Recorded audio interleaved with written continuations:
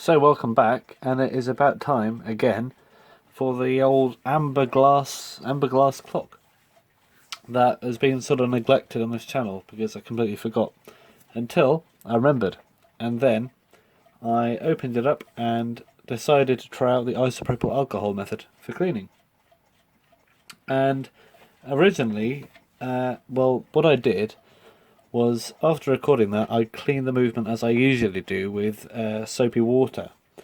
But then I let it dry, and then today I looked at it and I decided to submerge it. Now, bear in mind, I decided to submerge it in this little pot of isopropyl alcohol with a lid on it, and left it all day, probably about 5 hours. And yeah, came back to it, took it out, and there was some bits floating in the top of the thing. I don't know what on earth was on that after cleaning, but obviously a bit of grease or something was left. And it left a sort of residue on it. So I wiped that off, and I got most of it off. However, under here you can see there's some sort of a powdery stuff. It's not going to affect it really because it's nowhere near the pivot point. But it is under there, and I've no idea what it is, what it's caused by. So if you know, let me know. So next time I will, instead of submerging it, I will swab and clean it like I originally thought we were supposed to do after doing my normal soapy water method, because what it did do a great job of, first of all, removing the moisture from these lantern pinions, which is great, but it also, after giving them up with a wipe, this feels brilliant. It feels like nothing I've ever felt before. It's so smooth. Literally, it's been sort of, I don't know, I don't want to say the word. It's been degreased. It's been stripped of all its grease. Couldn't remember the word, that's all.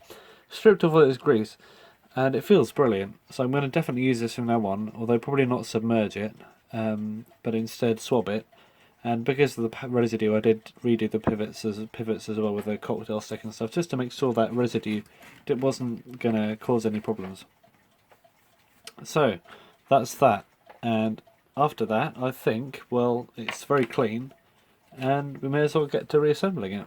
What you could do is use a scourer or a polishing thing, pad or something, and sort of make it look shiny.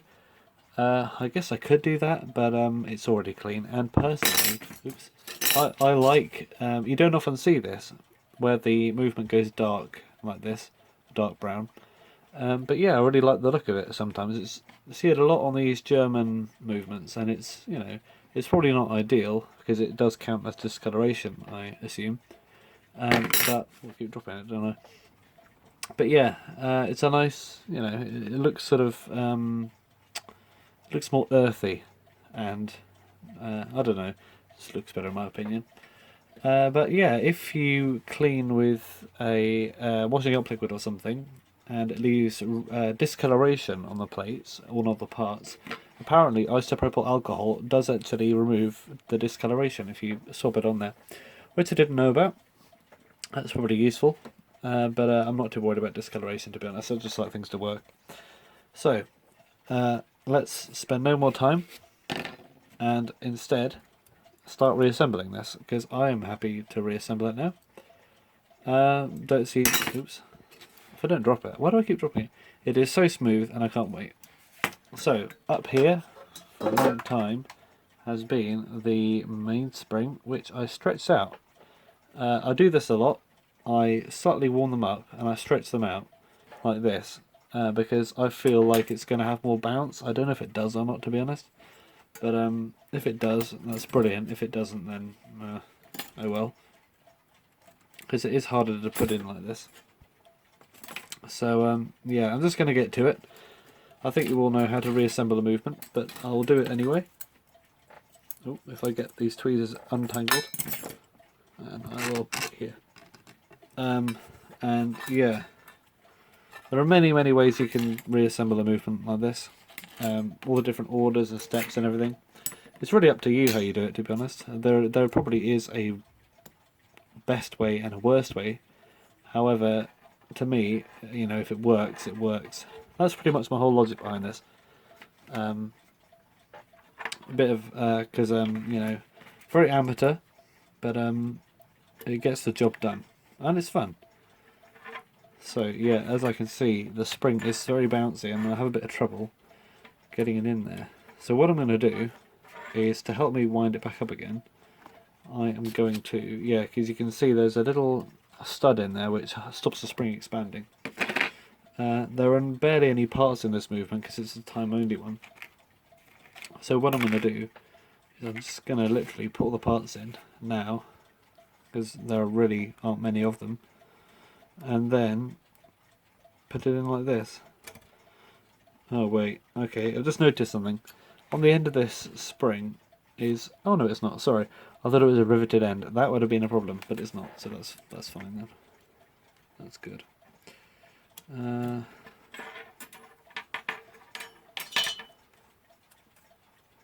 Right. Can I do... No, I can't do that. That doesn't make sense. Right. Bear me a second. There we go. Yeah, I'm going to put the spring around there, because I think... how do I do this? I'm trying to remember what I'm doing. So it winds up. I think it goes on that one.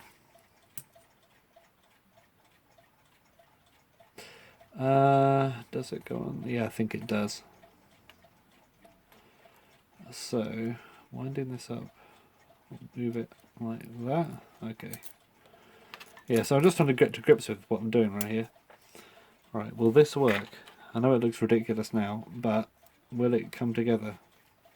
I'll have to find out. And yeah, they're probably... Ideally, you'd use a spring clamp. That's the answer. But I don't have one that's small enough for this. So instead of buying one, I'm just doing this.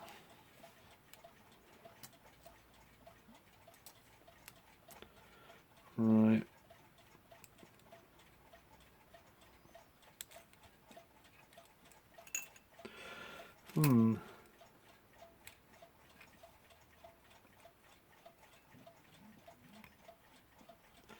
Yeah, the power of the spring is making it very fiddly.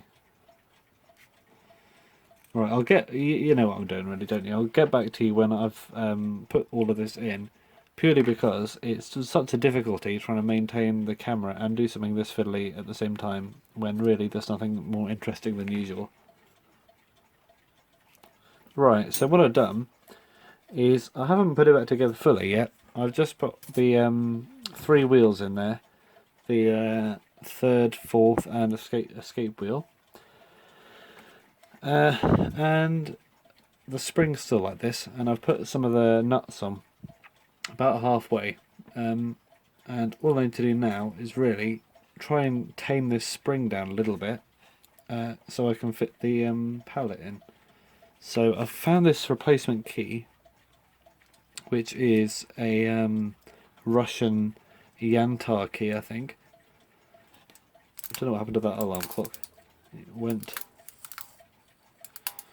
And I'm hoping this wacky spring being all the way out here will still work in the same way. I'll have to do these up all the way, because it looks like it's going to end up in the right position, although I'll need to get past that peg at some point. But that's a problem for future me, as they say. Put this one up as well. Right.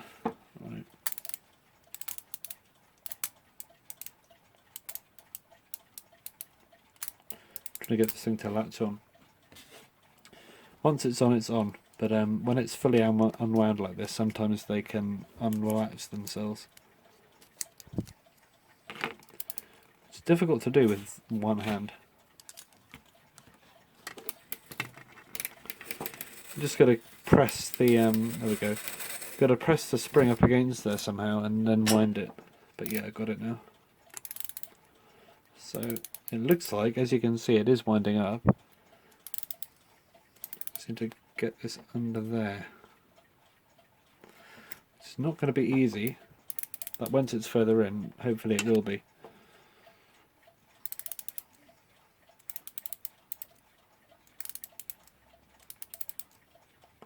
Because it means the outer ring of the spring will not be in properly.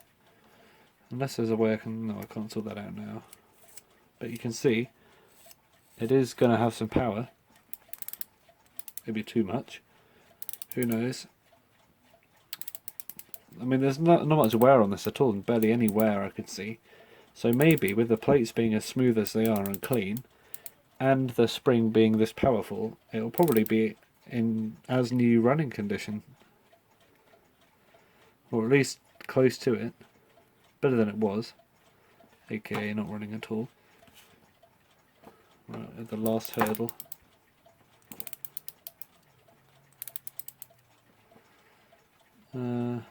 Now this is a make or break situation, I believe. AKA make joy or break finger.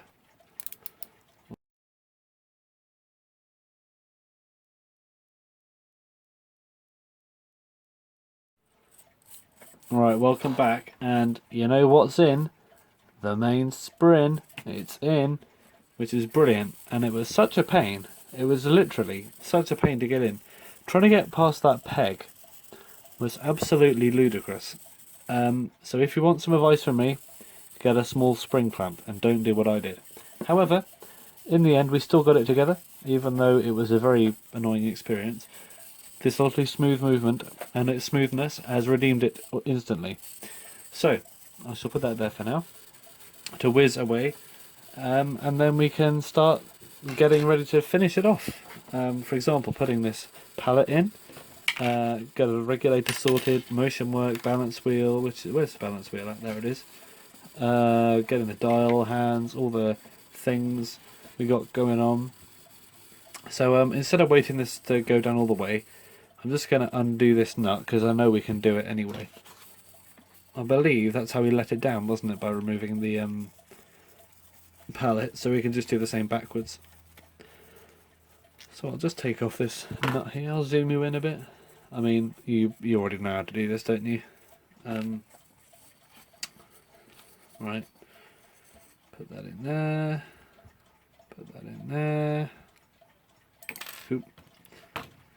Clumsy hands. Got butter fingers. Clover fingers or whatever. Oh no. Right. So, the insertion of this is one of the most difficult, well, it's not the difficult, the second most fiddly part, I think. The mainspring's not fiddly, it's just annoying and brutal. The balance wheel is very fiddly and hairspring's fiddly, but this is the second fiddliest, because often you have to put it in afterwards like I am. And this lighting, you can barely see it, but yeah, I'm just going to put this in those two holes. Like that. And there's my tweezers. Right. Get one in. And it's not a hard part to put in, it's just a small and intricate part that can be broken. It's probably the most fragile part other than the hairspring. Because the pins on this do break. Not often, but when you least want them to, is when they break. Another problem is the actual pallet pins getting stuck inside the escape wheel. If you've got a skeleton cut out escape wheel like this one does, and probably 99% of other clock movements, other than the late Smiths ones, which for some reason didn't, then I think that's because they made the brass thinner, so that's why. Yeah, you can get the pins of the pallet stuck inside the actual escape wheel itself, which can be very annoying, especially if you don't notice it at first. And I'm just trying to get this thing in here. It requires very slight bending of the plates. Very slight. And they allowed for that by making the area around it cut out, which is very handy. Otherwise, we might think that they didn't want you to do this. But I've seen people do it before, and they seemed like they knew what they were doing. Not like I know what I'm doing.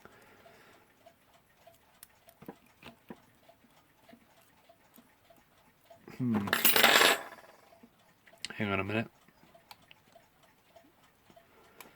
Right. Oh, it looks like I got it. Did I get it? Is it in? Why does this not look right? Well, it is. Things you don't want are bent pins, which luckily this has not suffered from. Just using one eye and winking at it. Yeah, luckily we haven't bent a pin. We haven't bent a pivot. So I'm going to give this another wind to see if the power test works. And the test works, but will it work? The clock. So I'm just going to wind this up again.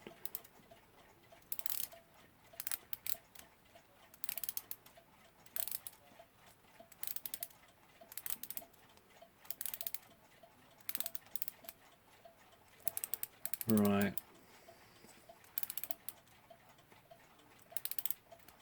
Okay. It looks like we got it in. Okay. So to do the power test, I'm just gonna. Yeah. What you got to do is, as I say in every single video, I'll put this nut on actually before it falls apart on me. What you got to do is, you see this, you just got to give it a slight tap on the other side, and if it continues going like that without you putting more force on it, then it should run, and it will click, and the louder the click the better, like that. And it hasn't even been oiled yet, so I think we're pretty confident that this will work, as long as we don't ruin the hairspring or something. So proceed. I'll be back in a minute to get a glass of water because I'm thirsty. Right, I don't know what kind of memory erasing water that was, but I've honestly forgotten what I was going to do. I'm just going to carry on with this reassembly, and hopefully I'll remember nothing, because that means I would have forgotten something. So I think we can put the regulator in now, and the balance cups, which are these little fellows, which should be as clean as possible, because if they are not silver and clean inside, that means they are probably either rusty, dirty, both, or something else. And those are probably not what you want, because they can inhibit the balance wheel's momentum. What am I doing here? I'm trying to get this thing in straight. There we go. It should go in straight the first time, really, shouldn't it? Yeah, it's going in. Okay. And that means the clock won't be able to run if it's sticky in there. So the top one, we've got our finger washer, whatever it's called. I'm going to call it a finger washer. Probably has a proper name, and the proper name probably is finger washer, so I'm going to go with that. And we've got our thingy, regulator lever, like that.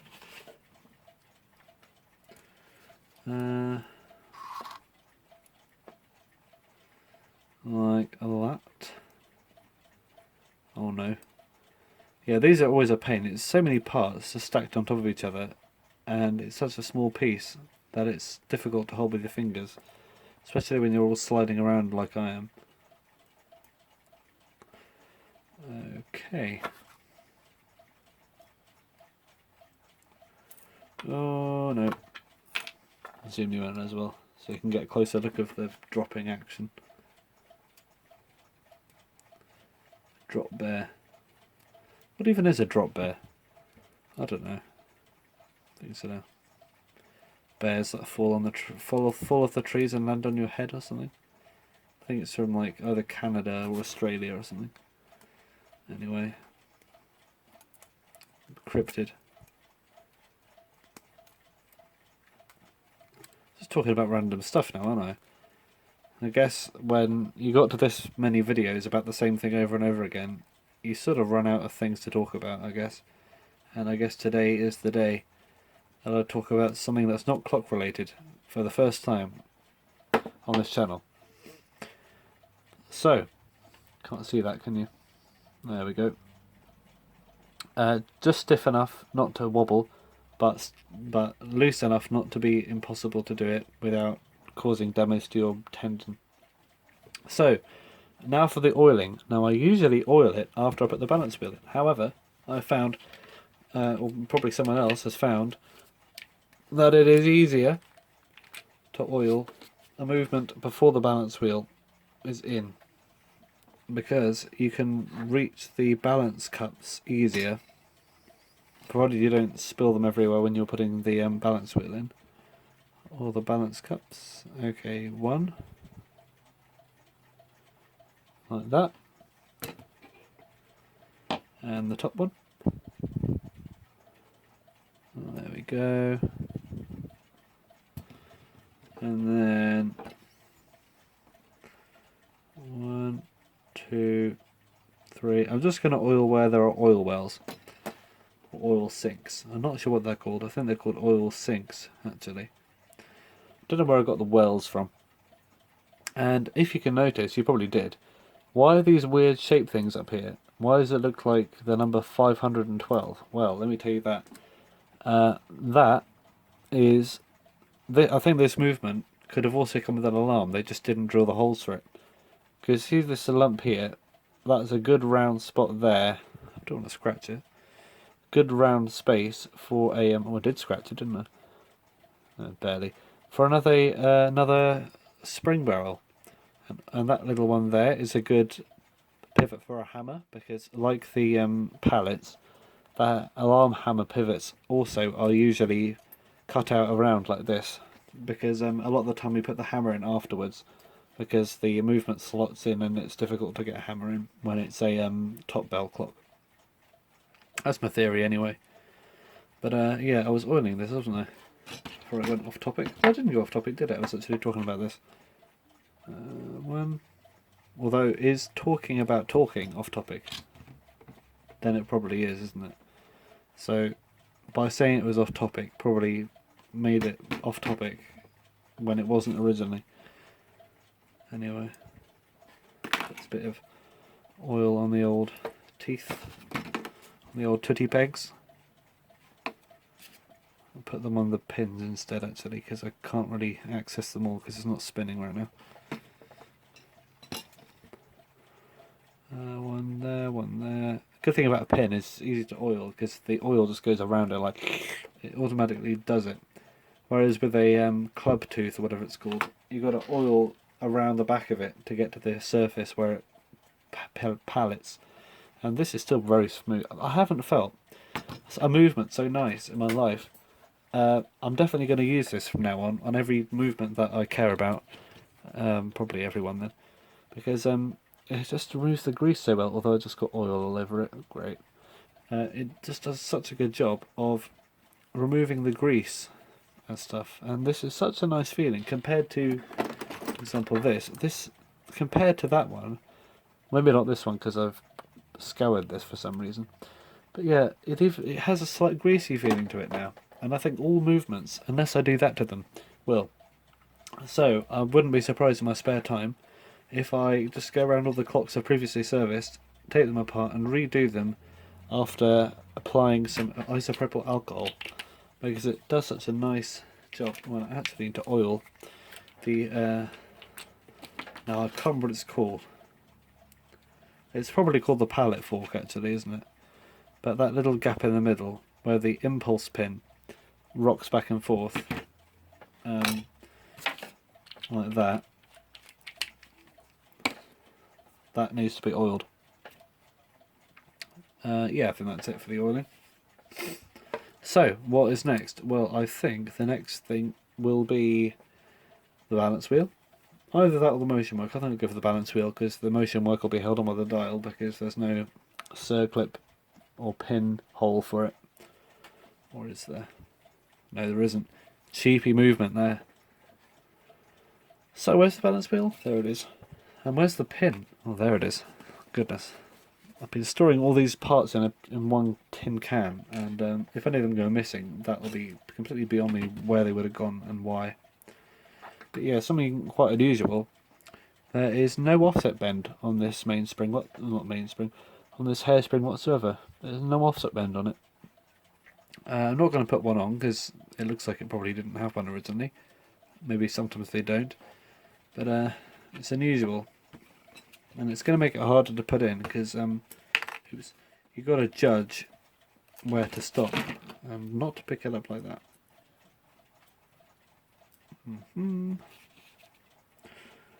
Alright.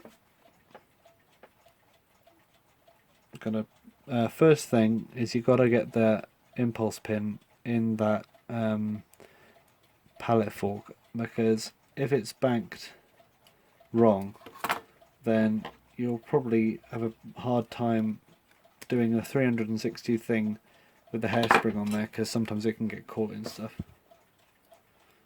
And it's not impossible, but it's not easy. Well, not most of the time anyway.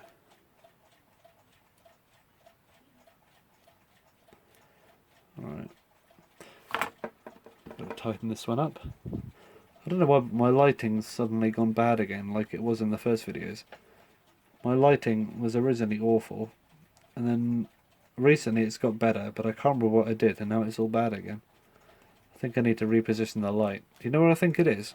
I think I've come back. I'm going to move everything this way, move the light down and pointing forwards. That's better, isn't it? That is better. Now you can actually, the light is shining where the camera is, and it's nearly knocking my Westcox America off.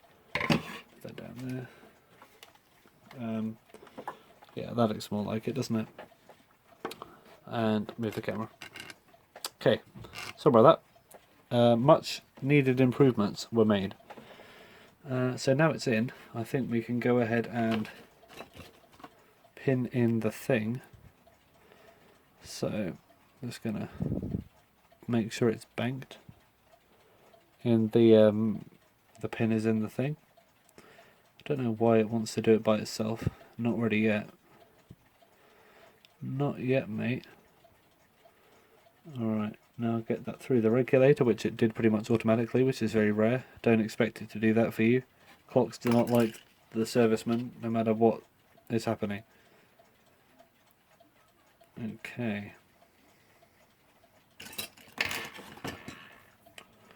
Time for the in-pinning. Right. Oh, looks like we got it working. It's not even focused. Oop. Aha, look at that. Does that look right to you? Don't know, to be honest. Hang on a minute. I think it's the hairspring's not perfectly. Oh, there's a hair on it. Hairspring's not perfectly done. This could benefit from an offset bend, to be honest, but because there wasn't one, I'm not going to put one in. I think this is also too loose, this regulator, and also the balance cups are too loose because this is wobbling around. So I'll tighten this up a bit. Probably until it gets too tight, then you back off quarter to half a turn, I think.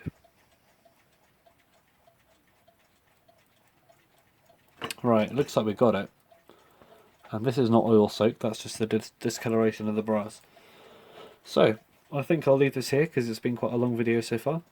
And hopefully by the end of the next video and forever onwards, this clock movement will still be ticking as well as it is. It just doesn't look like it's got its full power.